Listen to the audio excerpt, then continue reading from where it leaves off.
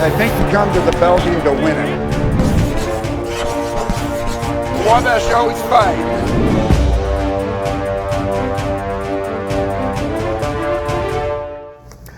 Good afternoon and welcome to the Don Morel Show, your chance to hear the thoughts and comments of the head football coach of the Little Giant program. And coach, obviously a tough game to talk about, a 56-12 loss to now the number one ranked team in the country with the loss by Mary Hardin Baylor over the weekend. But we talked about going into the game, it would be an opportunity to learn about the Wabash football program, where it's at, how it measures up against a team like that, and what are some things that the team can continue to work on now heading into the conference portion of the season.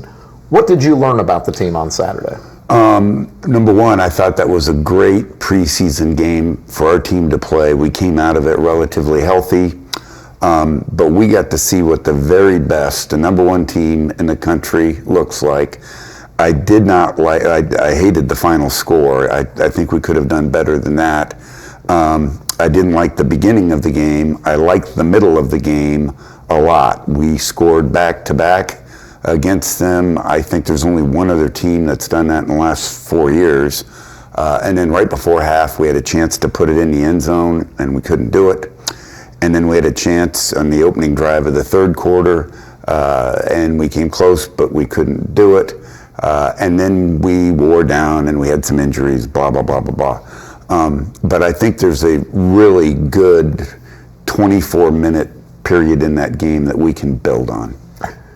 How do you build on that now heading into the conference portion of the season? And your conference schedule doesn't get any easier. You open up this Saturday at Worcester. It's their first home game of the season. They're off to a very good start, 2-0 on the season, 1-0 in the North Coast Athletic Conference with a win over Hiram in their opener last weekend.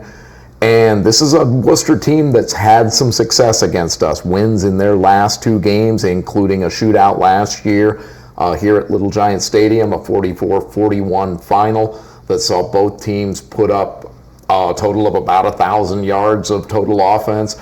How do you jump from the North Central game to Saturday's game against Wooster? I think you need to have confidence that we have played two excellent opponents. We're 1-1, and we are completely prepared to move forward for conference play. And we have seen the best team we're going to see all year was here last Saturday.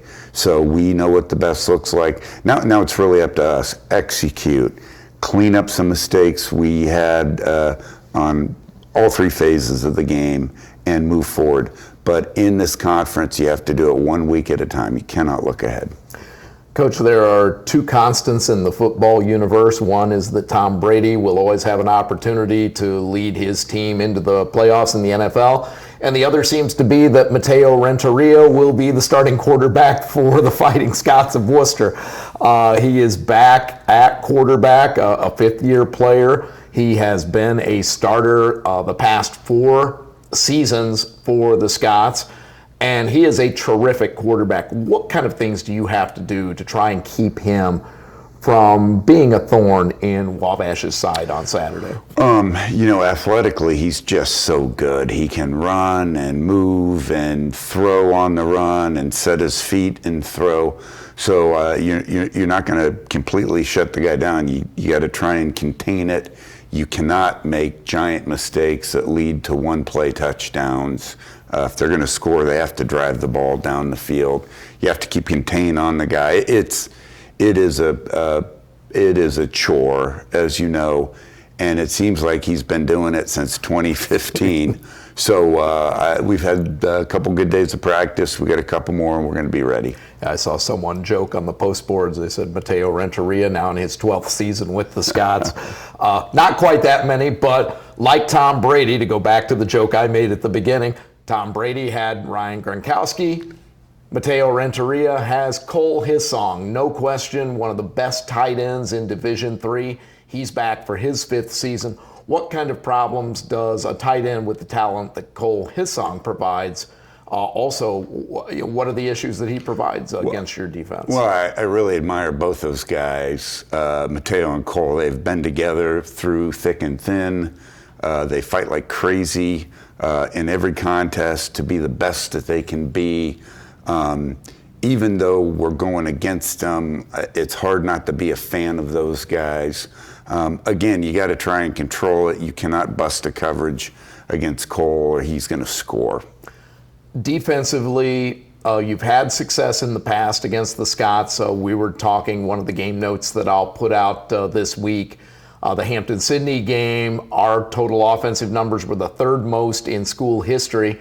Well, the second most in program history came against Worcester last year. So you've had success against them offensively.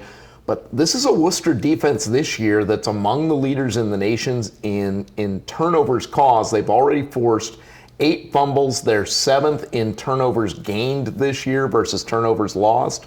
Their defense is playing really well. What have you seen on film, and what kind of challenges do you think they will provide against your offense?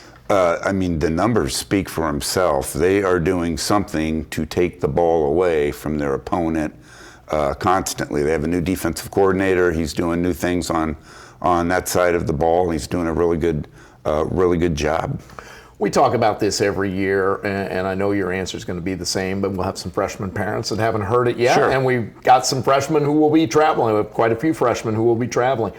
What is the difference between a home football game where you're in your bed, you're in your routine, the guys have been through it for 2 weeks now, even freshmen who had never seen a college game, now they've got 2 under their belt here at Little Giant Stadium.